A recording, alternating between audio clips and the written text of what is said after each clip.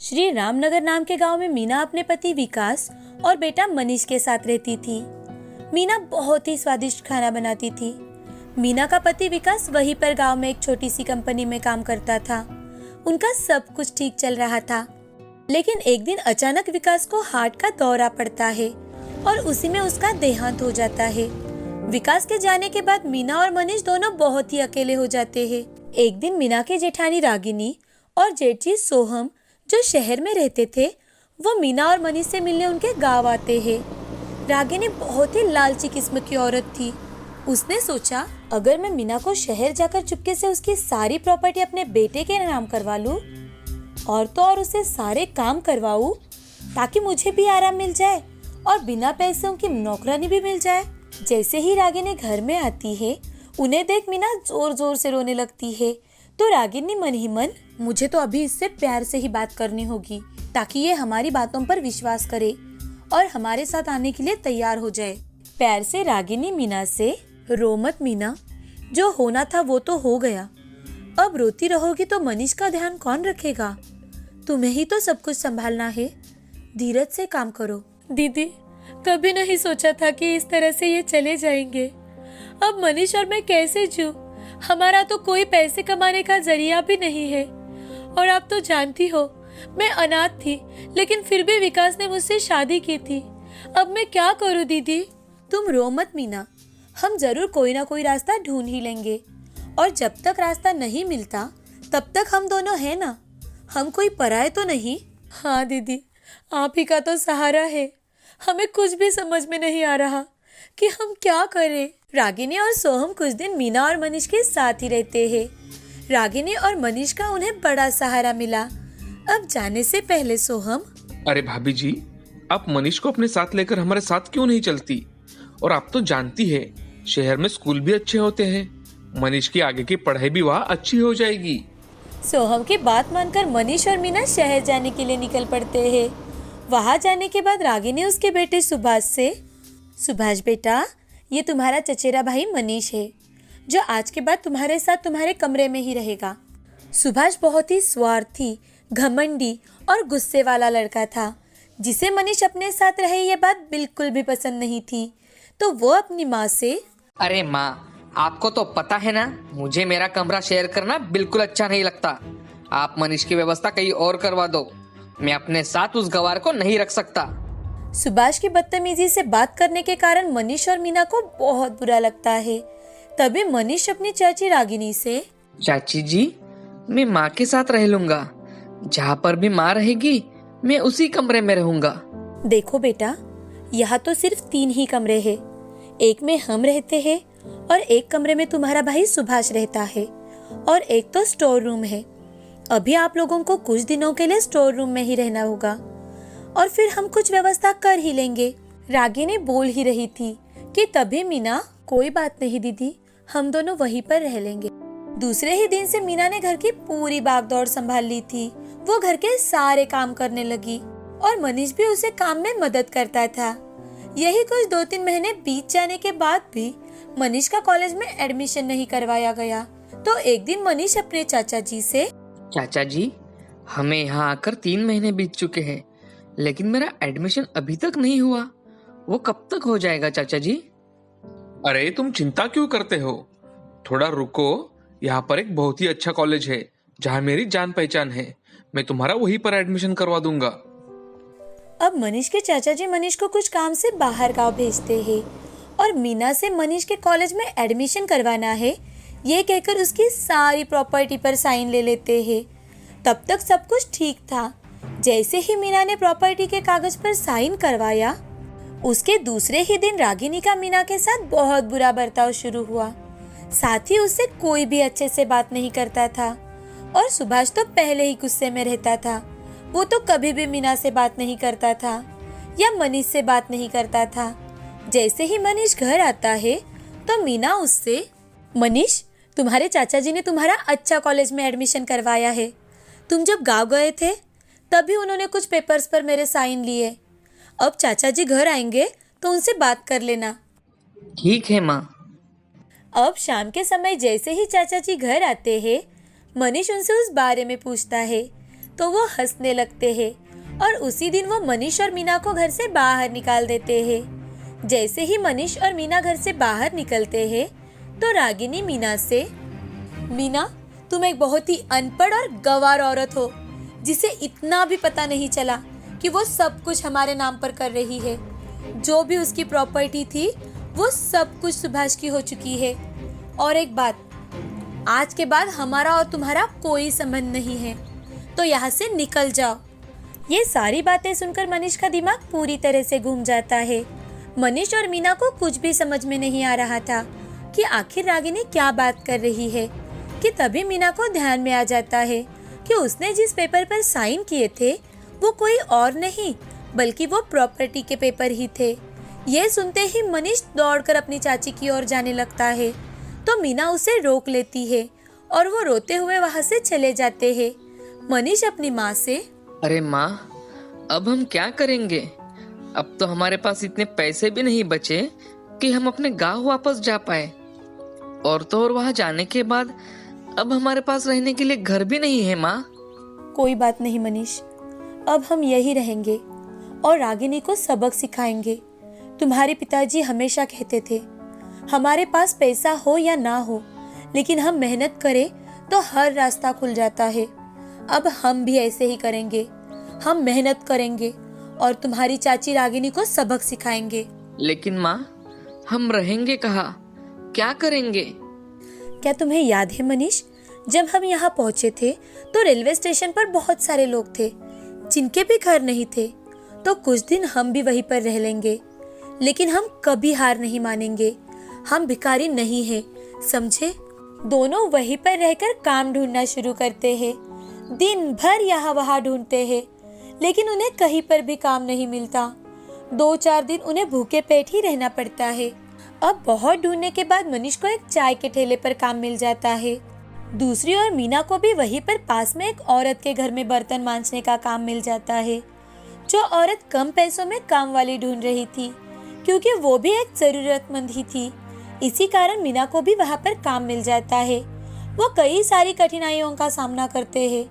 2 महीने बीत जाने के बाद मनीष अपनी माँ से, माँ, अब हम दोनों को भी छोटा सा काम मिल चुका है।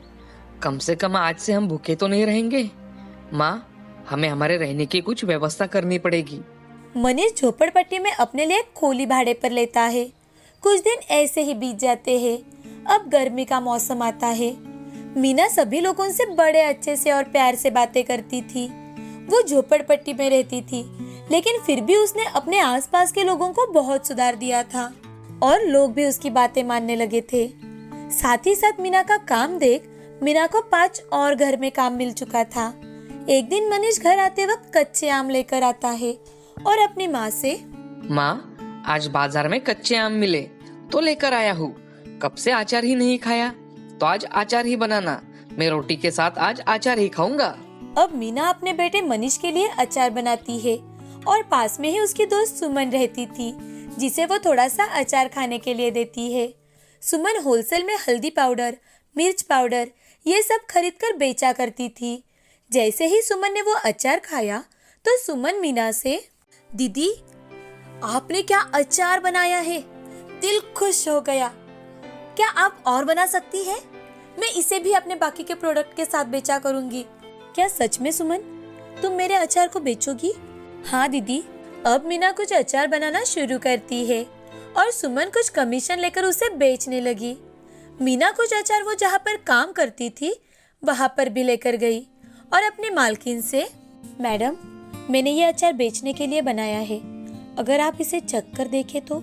हाँ हाँ जरूर मीना, क्यों नहीं, लेकिन तुम तो जानती हो कि मैं नहीं खा सकती, लेकिन बच्चे जरूर चख कर देखेंगे। दूसरे और एक घर में जाकर मीना अचार दिखाती है तो उसे बिल्कुल इनकार कर दिया जाता है। अब मीना अपने काम खत्म होने के बाद धीरे धीरे लोगों के घर जाकर सुमन के साथ अचार बेचने लगी। साथ ही मनीष भी चाय के ठेले पर अपने मालिक से पूछकर मीना का बनाया हुआ अचार बेचने लगा।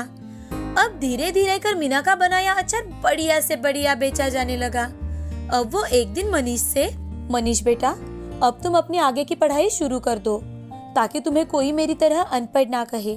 मनीष अपनी पढ़ाई शुरू कर देता है और धीरे धीरे मीना कच्चे आम के साथ साथ नींबू, हल्दी, लहसुन ऐसे अलग अलग अचार बनाना शुरू कर देती है।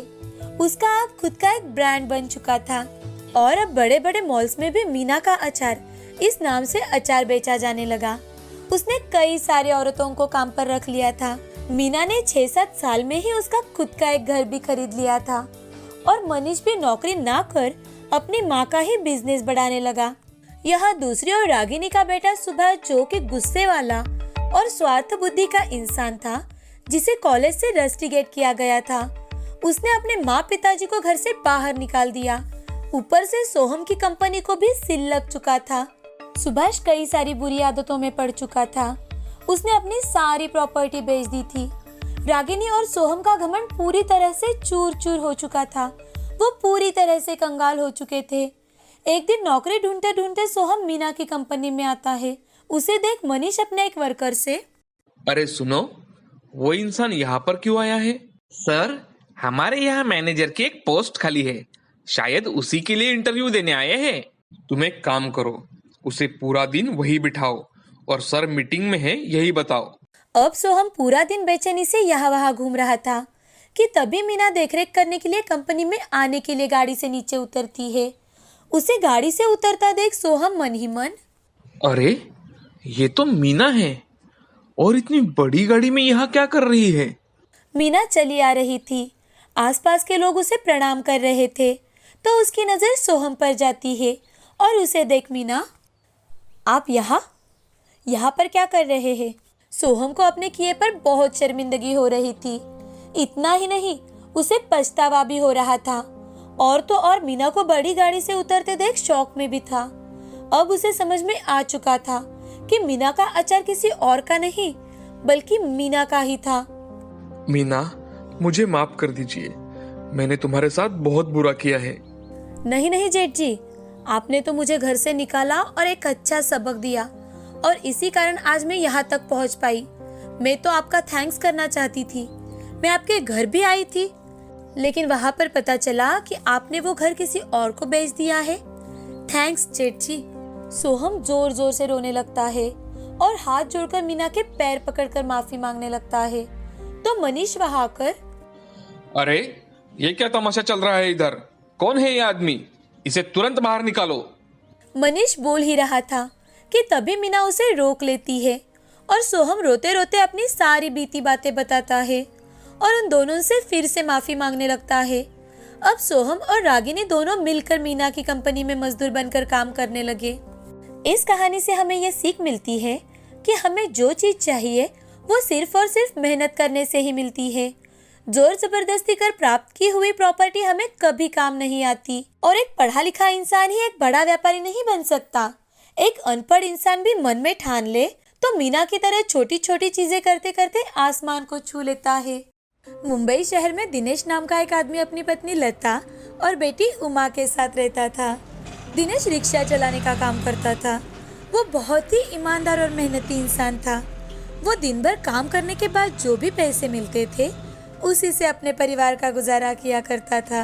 वो बहुत ईमानदार होने के कारण लोग उसका फायदा भी उठाते थे। कभी कभी उसे बहुत ही कम पैसे दे देते थे, लेकिन वो उन्हें कुछ भी नहीं कहता था और वो पैसे लेकर वहाँ से चला जाता था। एक दिन दिनेश अपनी सवारी छोड़कर रास्ते से जा रहा था, तभी उसे रास्ते पर भीड़ दिखाई दी। भीड़ देखकर दिनेश ने अपनी रिक्शा साइड में लगा दी और वहाँ पर देखने के लिए चला गया कि आखिर वहाँ पर इतनी ज़्यादा भीड़ जमा क्यों हुई है। उसने वहाँ पर जाकर देखा कि एक आदमी के सिर से खून आ रहा है और वो नीचे रास्ते पर गिरा है, लेकिन कोई उसे हाथ भी नहीं लगा रहा। तभी दिनेश के कानों पर आवाज आती है कि अरे भाई, कौन पड़ेगा इस झंझट में? पुलिस केस फिर क्या क्या पता नहीं, छोड़ो चलो यहाँ से। उस आदमी की बात सुनकर दिनेश को समझ में आ जाता है कि कोई भी उस आदमी की मदद नहीं करना चाहता। अब दिनेश खुद भागते हुए उस आदमी की ओर जाता है और उसे उठाकर रिक्शा में डाल देता है और उसे वहीं से अस्पताल लेकर जाता है। डॉक्टर साहब, ये मुझे रास्ते पर गिरे हुए मिले।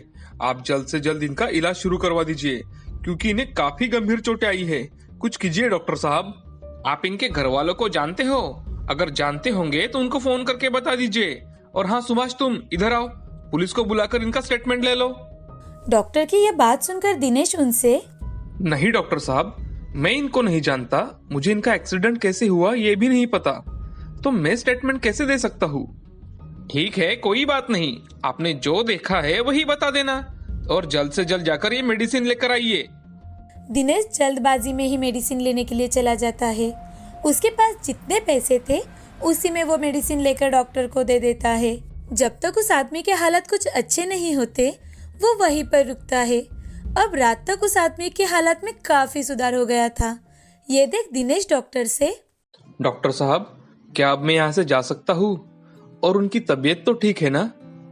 हाँ, तुम जा सकते हो, पर क्या तुम्हें पता है ये हस्ती कौन है? नहीं डॉक्टर साहब, मैं तो उन्हें नहीं जानता, लेकिन उनकी जान बचाना ये तो मेरा फर्ज था। हाँ, बहुत अच्छे बेटा, हमें भी अभी अभी पता चला है कि ये इस शहर के सबसे बड़े बिजनेसमैन हैं। इनका नाम श्यामलाल सेठ है। क्या तुम उनसे मिलना चाहोगे? नहीं नहीं, आप उन्हें आराम करने दीजिए, उनकी जान बची यही बहुत है मेरे लिए। जब श्यामलाल सेठ को होश आता है तो डॉक्टर उन्हें सारी बात बताते हैं और उनसे पूछते हैं कि आप इतने अमीर हो तो घर से अकेले क्यों निकले? ड्राइवर को साथ में क्यों नहीं लिया था आपने? अरे डॉक्टर साहब, एक अर्जेंट पार्सल देना था मुझे, ड्राइवर को आने में भी समय था, तो सोचा मैं ही निकल जाता हूँ। दूसरी ओर दिनेश अस्पताल से घर जाकर दिन भर की सारी हकीकत अपनी पत्नी को बताता है। ओह, तो इसीलिए आपको इतनी देर हुई? ठीक है, कोई बात नहीं, अभी आप हाथ मुंह धो लीजिए, तब तक मैं आपके लिए खाना परोसती हूँ। ये कहकर लता वहाँ से किचन में चली जाती है और उमा भी खेलने के लिए रिक्शा में बैठ जाती है। तभी उमा को सीट के ऊपर एक लाल कलर का बटवा गिरा हुआ दिखाई देता है। वो उसे उठाकर अपने पापा को दिखाती है और उनसे, पापा, ये देखो मुझे ऑटो में क्या मिला है, आप ये मेरे लिए लाए हो? उमा की आवाज़ सुनकर लता भी वहाँ आ जाती है। तभी दिनेश वो बटवा खोलकर देखता है। बटवा खोलते ही दोनों चौंक जाते हैं क्योंकि उसमें कीमती हीरे दिखाई देते हैं। ये देख लता, ये तो बहुत ही महंगे हीरे दिखाई देते हैं। उमा, मुझे लगता है ये उसी आदमी का बटवा है, मैं कल उन्हें जाकर ये लौटा दूंगा। ठीक है, कल सुबह जाकर आप उन्हें लौटा दीजिएगा।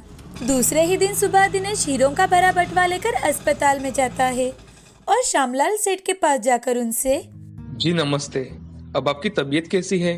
आपको ठीक तो लग रहा है ना? आपका ये बटुआ मुझे अपनी रिक्शा में गिरा हुआ मिला, इसलिए मैं आपको ये लौटाने आया हूँ। मेरा नाम श्यामलाल है, मैं हीरो का व्यापारी हूँ। कल यही पार्सल देने के लिए मैं घर से निकला था तो एक आदमी ने मेरी गाड़ी को टक्कर दे दी और वो वहां से चला गया। थोड़ी देर बाद तुमने मुझे रिक्शा में डाला, ये तो मुझे याद है, लेकिन उसके बाद क्या हुआ मुझे कुछ भी याद नहीं था। लेकिन डॉक्टर साहब ने मुझे कल सब कुछ बता दिया। तुम्हारा मैं हमेशा आभारी रहूंगा।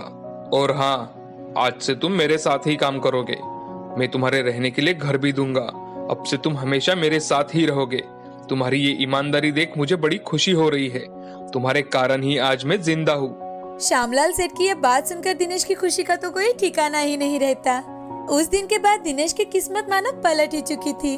उसने खूब मेहनत की और ईमानदारी से काम किया। अब वो तीनों खुशी खुशी श्यामलाल सेठ के यहाँ काम कर अपनी जिंदगी गुजारने लगे।